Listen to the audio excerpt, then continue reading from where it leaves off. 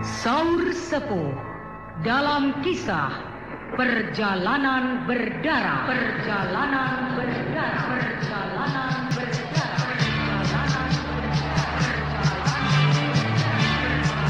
Dipersembahkan atas kerjasama PT Kalbe Farma, produsen Prokol, obat flu andalan, dan Harafana Record.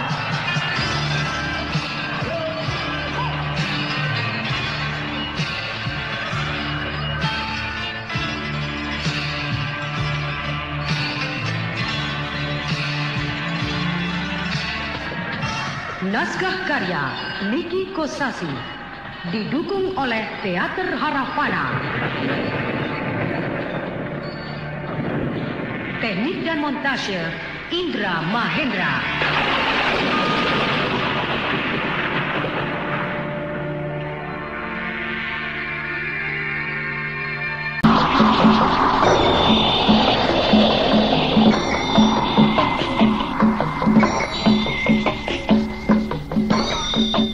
Pada hari yang telah disepakati, berangkatlah angkatan perang Dewangga itu dari Gunung Jembar menuju ke pusat kerajaan Kuntala.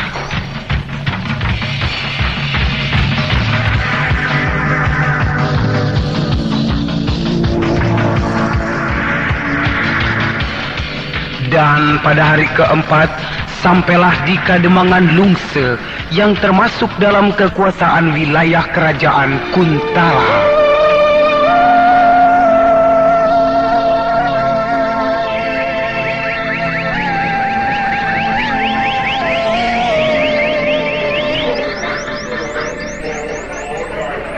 Wartawan? Oi, Nih, mau tidak? hai, pisang? Iya, ini pisang Kuntala asli yang terkenal itu. Hah, dapat dari mana?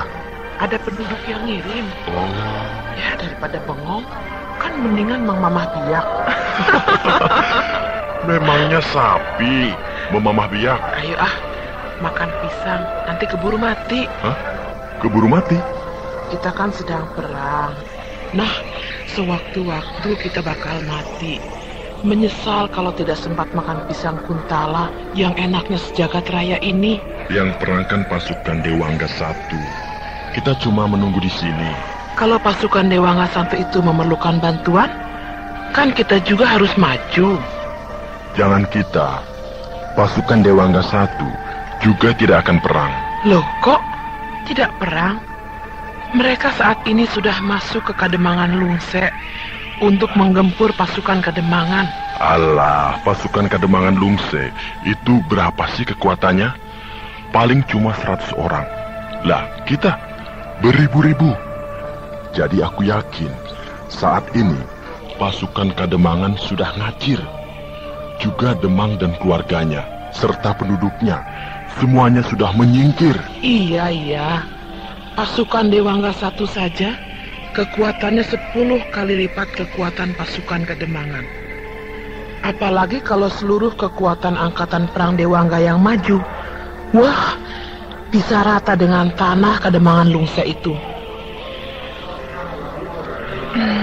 Panglima tertinggi Tuanku Brahma, kemana sih?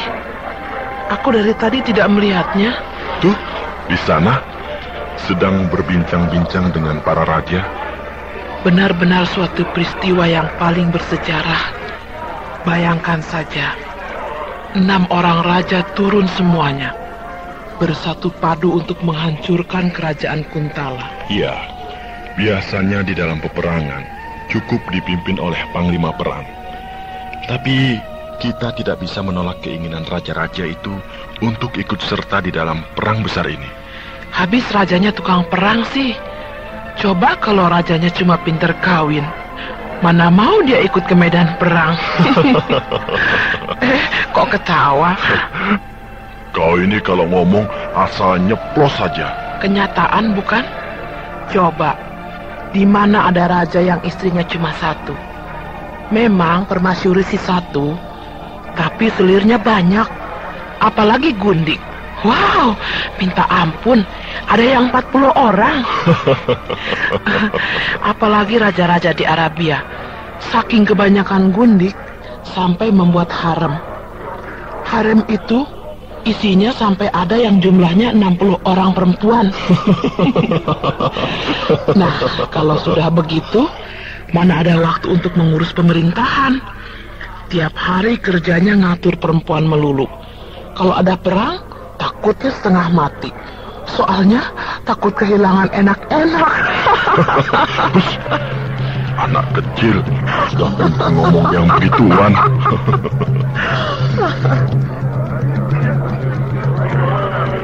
Suatu keuntungan bagi kita, persatuan sekutu 6 kerajaan itu. Rajanya semuanya jago perang, gemar mempelajari ilmu kedikayaan. Sehingga kalau ada perang, selalu berada di tengah-tengah pasukan perangnya. Dengan begitu, semangat pasukan perang menjadi tinggi. Iya benar. Apalagi Raja Madangkara yang bergelar Tuanku Brahma. Meskipun penyabar dan ramah, tapi jelas kelihatannya senang berkelahi. Tuanku Brahma mau berkelahi kalau terpaksa. Sekalipun di dalam medan perang, beliau tidak akan turun sama sekali. Kalau dilihat masih bisa diatasi oleh anak buahnya. Tentu rakyat Madangkara bangga punya raja, masih muda, tampan dan sakti. Jangankan rakyat, aku sendiri sebagai patih bangga sekali punya raja seperti Tuanku Brahma. Tapi sayang. Loh, kok sayang? Raja dan patih sama-sama belum kawin.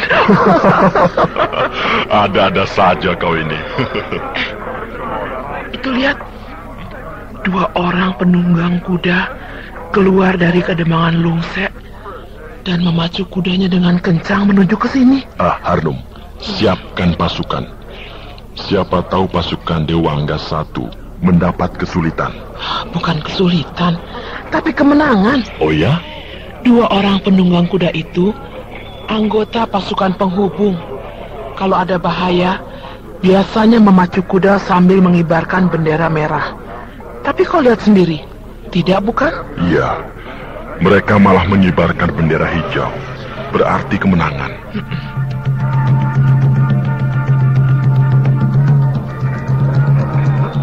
Tuh, 2 anggota pasukan penghubung itu sudah menghadap kepada Tuanku Brahma. Ayo kita ke sana. Ayo.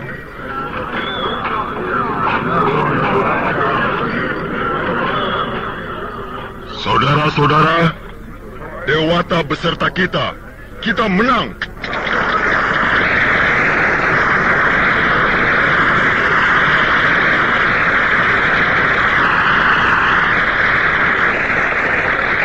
Pasukan Dewangga 1 yang berangkat terlebih dahulu memasuki kedemangan Lungse tidak mendapatkan perlawanan.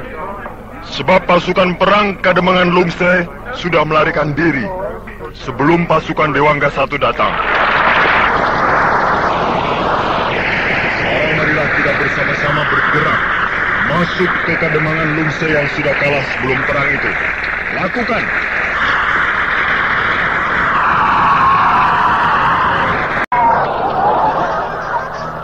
Ini adalah merupakan perang pertama bagi kita, dan sekaligus kemenangan yang pertama.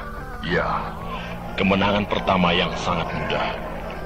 Pasukan Kademangan yang melarikan diri itu pasti akan memberi laporan ke pusat. Nah, mulai besok kita akan mendapat perlawanan dari musuh, yang tentunya secara bertahap. Semakin berat dan berat. Benar, Tuanku. Kau ini, Harnum, setiap ketemu mesti tertawa. Mau sekali-sekali cemberut atau menangis terseduh-seduh. Habis tidak pernah merasa sedih sih, jadi ketawa saja terus. Nah, ada apa? Ada yang hendak kau sampaikan? Geli. Geli? Dibandingkan dengan jumlah penduduk Kedemangan Lungse ini, jauh lebih banyak jumlah angkatan perang kita. Kademangan sampai penuh sesak, tidak bisa menampung ribuan prajurit, terpaksa menyingkir ke daerah pinggiran, mendirikan kemah-kemah. Tidak apa, kita di sini tidak akan lama. Besok sudah berangkat meneruskan perjalanan. Iya. Sudah, laporannya begitu saja. Barusan itu kau laporan, toh? Iya. Memangnya apa? Sudah, saya mau istirahat, capek. Ya, istirahatlah supaya besok kekuatan kita menjadi pulih kembali. Daulat Tuanku Brahma yang baik, hamba mohon pamit, mau tidur. Silakan Dewi Harnum yang genit. Nah, Gotawa, aku juga mau menemui Baginda Aji Saka. Akan ada yang aku rundingkan. Daulat tuanku.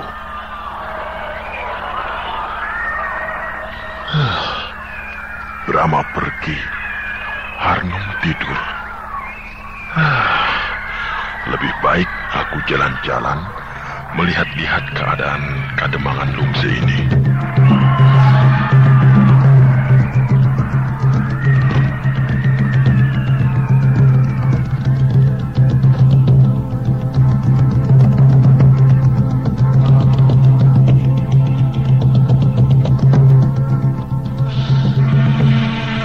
Gotawa. Raden Samba Kakang Brahma kemana? sedang menemui Baginda Aji Saka. Lalu Dewi Harnum? Sedang istirahat. Ada apa? Mantili. Mantili kenapa tidak muncul juga ya? Sabarlah Raden. Mungkin nanti dia akan muncul. Pada saat penentuan, yaitu di saat kita menyerbu pusat kerajaan Kuntala. Tapi sebagai adik kandung Tuanku Brahma, seharusnya dia merasa bertanggung jawab terhadap angkatan perang kerajaan Madangkara. Ikut berjuang bersama kita. Ya, memang seharusnya begitu. Lalu Kakang Brahma sendiri bagaimana? Apakah beliau menanyakan saya? Tidak. Tidak.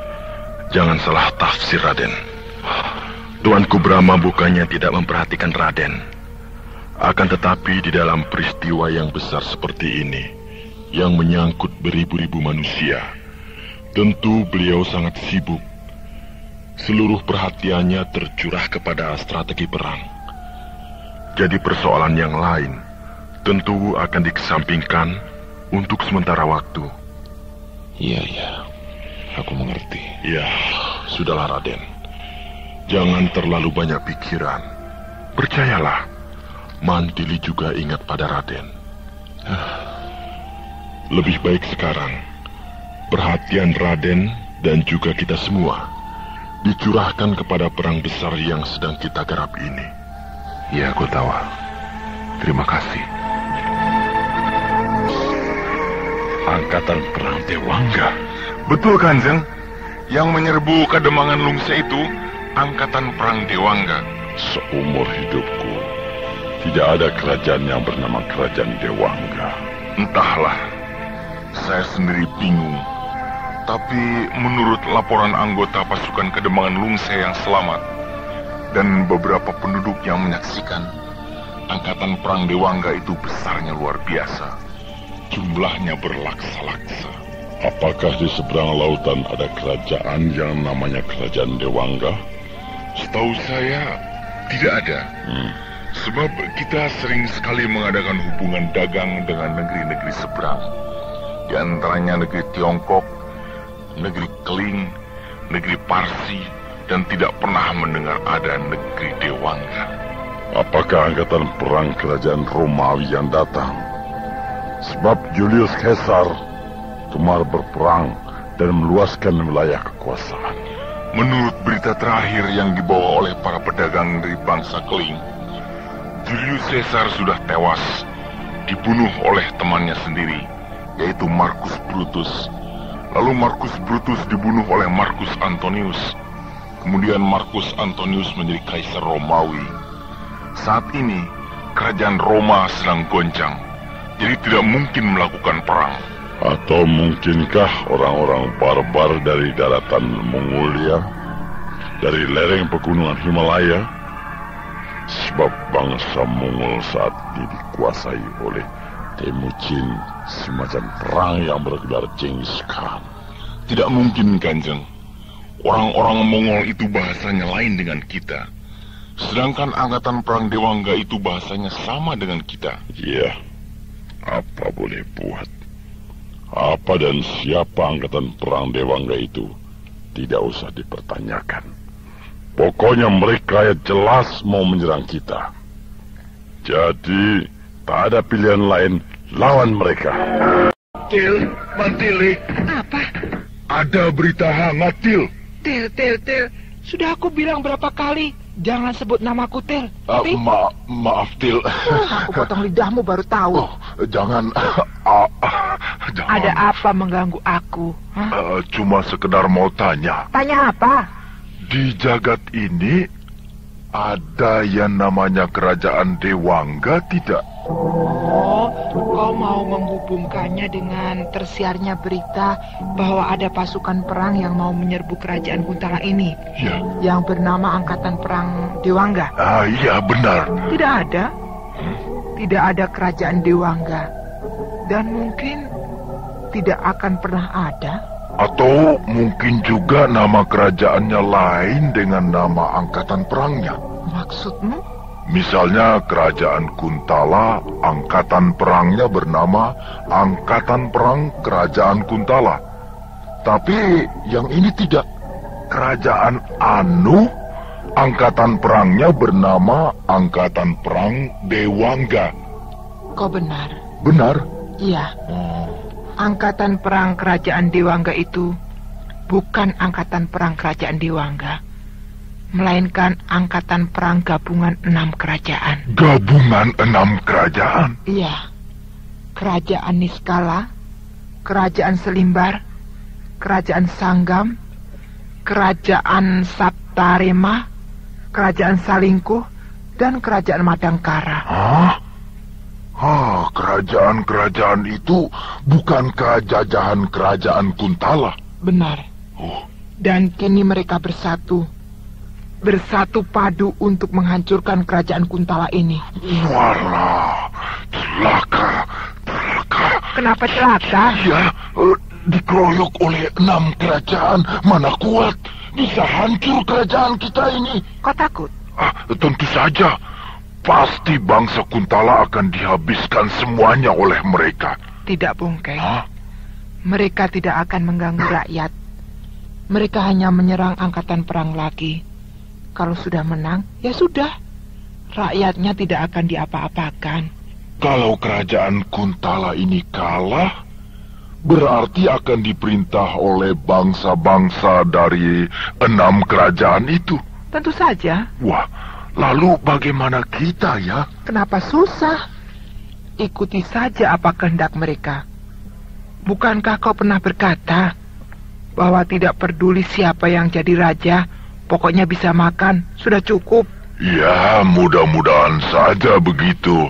Mereka tidak kejam, sehingga kita tetap mendapat kebebasan, seperti sekarang ini. Mereka bukan bangsa yang kejam, juga tidak rakus dan serakah. Sebab mereka adalah bangsa-bangsa yang berbudi luhur. Jadi pasti akan memerintah dengan baik. Tapi aku heran. Loh, heran kenapa? Kau bisa tahu semuanya itu dari mana? Sebab aku orang Madangkara. Hah? Kau bangsa Madangkara? Iya. Aku tidak mengira sama sekali. Tadinya aku kira kau orang sini saja, bangsa Kuntala. Aku orang Madangkara dan juga orang Kuntala. Bagaimana kau ini pelintat-pelintut? Kau tahu Tumenggung Ardalepa? Ya, tahu. Menurut cerita Hulu Balang Wantun yang sering berjudi denganku, Tumenggung Ardalepa istrinya orang Madangkara. Namanya Gusti Ayu Gayatri kalau tidak salah. Punya anak 2 orang. 1 laki-laki dan 1 perempuan. Kedua anaknya itu menjadi pemimpin pemberontak di kerajaan Madangkara. Lalu Tumenggung Ardalepa dipecat dan dipenjara. Iya, cerita itu memang benar. Oh, begitu ya. Kau tahu namanya kedua anak Tumenggung Ardalepa itu? Kata Hulu Balang Wantun, Yang laki-laki namanya Brahma. Yang perempuan namanya sama dengan kau, Mantili. Iya, memang akulah orangnya. Kau jangan main-main, Mantili. Kau tidak percaya kalau aku putri Tumenggung Ardalepa? Masa anak Tumenggung jadi penjahat? Tumenggung Ardalepa itu terkenal pejabat tinggi keraton yang baik. Ramah tamah, halus tutur katanya, baik budi, dan cinta pada sesama. Kalau kau sebaliknya, berangasan, kejam, ganas, urakan, ugal-ugalan begitu ya. Terus? Salah sedikit main bunuh. Julukanmu saja mengerikan, si pedang setan. Sebab kelakuanmu persis kayak setan. Sudahlah Mantili, jangan ngaku-ngaku anak bangsawan. Kau ini anak raja penjahat kan?